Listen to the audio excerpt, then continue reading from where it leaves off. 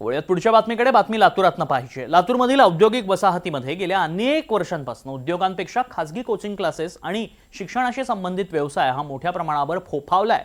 तक्रारदारांच्या म्हणण्यानुसार 2011 पासूनच या संदर्भात प्रशासनाकडे सातत्यानं तक्रारी करण्यात येत होत्या.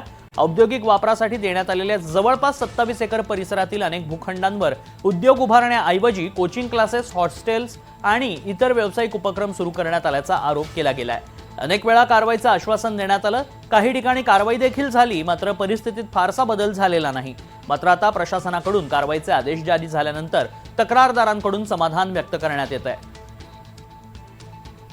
या संपूर्ण प्रकरणावर तक्रारदार प्रदीप मोरे यांच्याशी बातचीत केली आमचे प्रतिनिधी विष्णू बुर्गे यांनी. लातूरचा प्रसिद्ध ट्युशन एरिया, मात्र तो लातूरची औद्योगिक वसाहत होती आणि त्याच ठिकाणी अनेक क्लास चालकांनी आपले उद्योग थाटले आणि ते ट्युशनचे. यावर बोलण्यासाठी तक्रारदार आहेत. या सगळ्या औद्योगिक वसाहतीची तक्रार 2011 पासून केल्याचं पाहायला मिळालं. एक तक्रारदार माझ्यासोबत आहेत. कशा पद्धतीची तक्रार होती आणि काय नेमकं तुम्ही तक्रार केली होती आणि आता आलेला आदेश कसं पाहता याच्याकडे? गेल्या 15 वर्षापासून आमची या लातूर औद्योगिक वसाहतीच्या बाबतीत तक्रारी आहेत.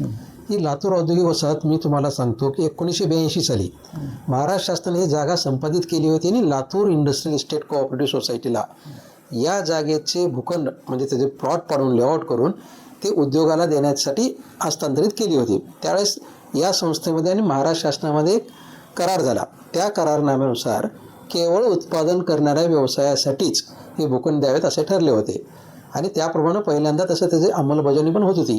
20-25 वर्ष साधारणतः फक्त उत्पादन करणारे उद्योगच त्या भागामध्ये होते. पण काही काळानंतर म्हणजे प्रदीप राठी या संस्थेचे चेअरमॅन झाले आणि त्यांनी मात्र या संघटनेचे सर्व उद्देश पायदळी तोडून या गोष्टीला ज्या करायच्या नाहीत त्या त्यांनी चालू केल्या आणि उत्पादन करत नसलेल्या व्यवसायाला सुद्धा त्यांनी हे भूखंड देण्याचं चालू केलं.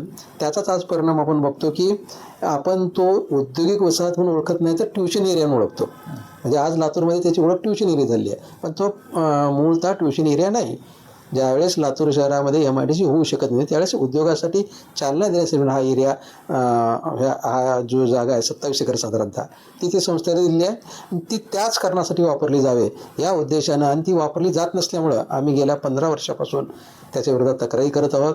एक मान्य उच्च न्यायालयाचा आदेशसुद्धा आमच्या बाजूनं आहे आणि आज त्याचा असं परिणाम झाला की आज उद्योग खात्याने म्हणजे जनरल मॅनेजर DIC यांनी आज नोटीस काढली आणि ते जे उत्पादक व्यतिरिक्त जे व्यवसाय आहेत ते त्वरित बंद करण्यासाठी सांगितले. मला सांगा, किती लोकांना पहिल्यांदा हा सगळा भूखंड देण्यात आला? किती एकरचा हा भूखंड आहे आणि कुठल्या नेमक्या कारणासाठी दिला होता?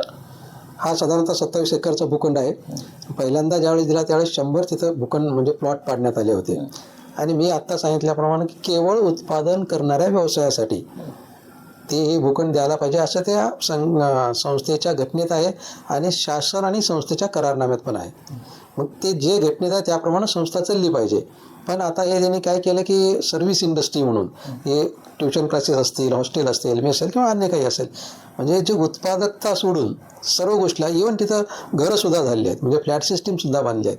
म्हणजे या सगळ्या मी आता म्हणतो ज्याला ट्युशन एरिया आपण म्हणता त्या ट्युशन एरियामध्ये आज जे काही उद्योग चालू आहेत हे 100% बेकायदेशीर आहेत.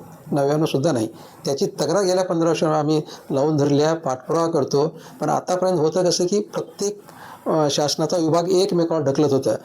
मला असं वाटतं की कदाचित मोठेगावकरच्या या प्रकरणामुळं या आमच्या तक्रारीचं निपटारा करण्यासाठी चालना मिळाली असावी आणि एक चांगली गोष्ट घडली की आता सगळ्यात पहिल्यांदा जे या जागेचे मालक आहेत त्यांनी आता उत्पादक व्यतिरिक्त सर्व व्यवसाय बंद करण्याचे कालच आदेश दिले आहे. 100 ही औद्योगिक वसाहतीची जमीन दिलेली आहे. ते स्वतः तिथं कुणाचे आता उद्योग सुरू आहेत असं वाटतंय का?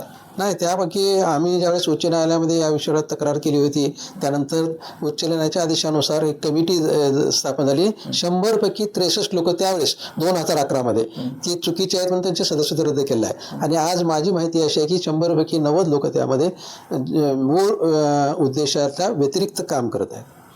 तर एकूणच औद्योगिक वसाहत होते आणि औद्योगिक वसाहत ट्युशन एरियामध्ये बदल झाला. अनेक माफियांनी किंवा अनेक ट्युशन चालकांनी तिथं आपला व्यवसाय थाटला. मात्र आता हे सगळे उद्योग त्यांचेच आता सगळ्यांच्या रडारवर आले. त्यामुळे उद्योग समूहामध्ये थाटलेले हे ट्युशन एरियामध्ये कशा पद्धतीने कार्यरत होते याकडे देखील सर्वांचं लक्ष आहे. विष्णू बुर्गे, NDTV मराठी, लातूर.